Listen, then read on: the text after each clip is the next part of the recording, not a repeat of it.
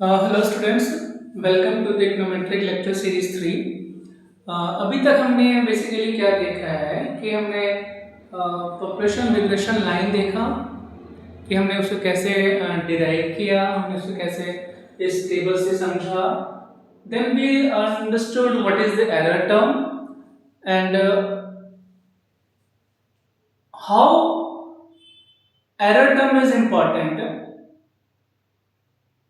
और हमने ये भी देखा कि उसका मैथमेटिकल लॉजिक क्या है और उसका जो थ्योरेटिकल लॉजिक है, what is that theoretical logic. We have seen both the things. Okay, हमने ये भी देखा कि error term is basically yi individual yi minus the expected y given xi। Okay, हम इसको स्टोचैस्टिक डिस्टर्बेंस टर्म भी कहते हैं, स्टोचैस्टिक एरर टर्म भी कहते हैं। तो we have seen this everything. अब हम इसको इस तरीके से देख सकते हैं कि continue with the previous lecture, from previous lecture we can write this equation. यहाँ पे let us focus. We can write this equation here as expectation of y given xi plus ui is equal to yi। यानी कि जो individual yi है, जो कि individual yi है, it is basically the summation of two components. Okay, पहला component है आपका yi is equal to expectation of y given xi plus ui। ये जो कंपोनेंट है, ये कंपोनेंट क्या कहता है? ये कहता है कि जो इंडिविजुअल yi होगा दैट विल बी द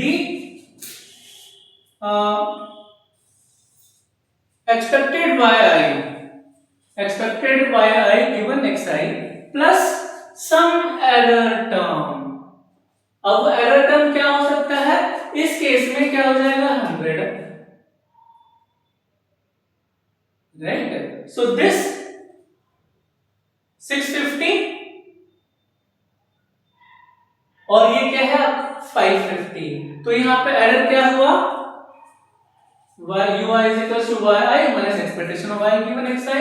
ये आपका 550 minus 650, आपका एरर हो गया minus 100। अंडरस्टैंडिंग? सिमिलरली इस पे 1400 वाला एक्सपेरिमेंट देख लेते हैं इस कॉलम में। तो इसका मान लेते हैं कि ये वाला वैल्यू हम उठाते हैं 950। तो इसका एरर टर्म क्या हुआ? एरर टर्म हुआ आपका 950, this 950 minus the expected value of y given xi। so this is the error term। समझ में आ गया? तो we can understand this as individual yi is basically the summation of two components। one is the expected value of y given xi plus the error term, and this error term can be either positive or negative। Okay, तो ये जो है इसको हमने इस तरीके से जब हम लिखते हैं तो we should understand this format also and in this format also। तो अगर हम इस चीज को इस पॉपुलेशन रिग्रेशन लाइन ग्राफ पे अगर हम इसको देख समझने की कोशिश करें तो व्हाट इज दिस? तो मान लेते हैं कि हम इसकी बात करते हैं 800 की। जब हम बात करते हैं तो अगर xi अगर 800 है तो ये जो पॉइंट बता रहा है आपका, ये बता रहा है expectation of y given xi, which is basically this component। Okay, अगर हम इसकी बात करें 750 की बात करें हम, तो ये इंडिविजुअल y क्या है? से यहां पर है आपका 750, ये है आपका 750। ओके, तो ये जो डिफरेंस है ये वाला, ये है आपका एरर टर्म। इसको मान लेते हैं ये u1 है। समझ में आ रहा है? Basically yi minus expectation of y given xi, क्योंकि ये वाली जो लाइन हमने निकाली है that line is basically the locus of the conditional value of the dependent variable based on the given value of some other variable which is basically weekly family income। तो इस तरीके से अगर मान लेते हैं कि 1400 का है और अगर हम यहाँ पर we are trying this one 800, तो इसका अगर ये यहाँ पर समथिंग 800 है, यहाँ पर 1400 का सपोज ये आ रहा है, तो 800 मान लीजिए कि अगर यहाँ पर कहीं है तो आपका जो एरर टर्म हुआ ये वाला, ये हुआ आपका एरर टर्म। मैं इसको U4 लिख रहा हूं, ठीक है। तो graphically also we have seen why error term is important, और ये जो एरर टर्म जो है ग्राफिकली इसको हम कैसे रिप्रेजेंट करते हैं, I think this is clear. हमने इसको मैथमेटिकली भी देख लिया, हम इसका थ्योरेटिकल लॉजिक भी हमने इसका देख लिया है। We have also seen how we represent this in the graph। तो I think by now it should be clear कि error term जो है हम किस तरीके से represent करेंगे, और ये important है कि yi individual yi जो है which is basically summation of two components, one is expectation of y given xi and plus this error term। Clear है? अब यहां से एक important derivation आएगा जो कि आपको समझना जरूरी है। अगर मान लिया जाए कि हमने यहां पर दोनों साइड में एक्सपेक्टेशन ले लिया, ठीक है, suppose on both the sides we take the expectation, okay, तो इसका क्या होगा, expectation of y given xi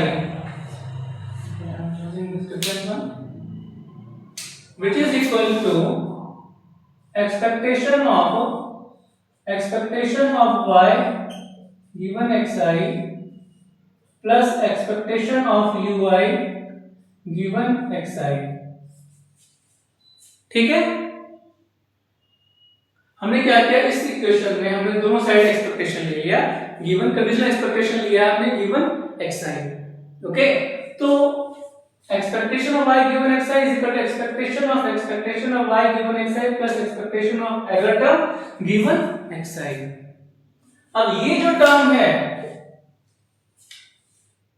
similar, तो this can be written as expectation of y given xi is equal to expectation of y given xi plus expectation of ui given xi।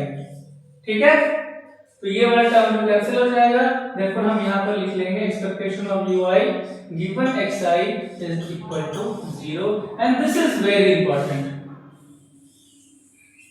This is very important.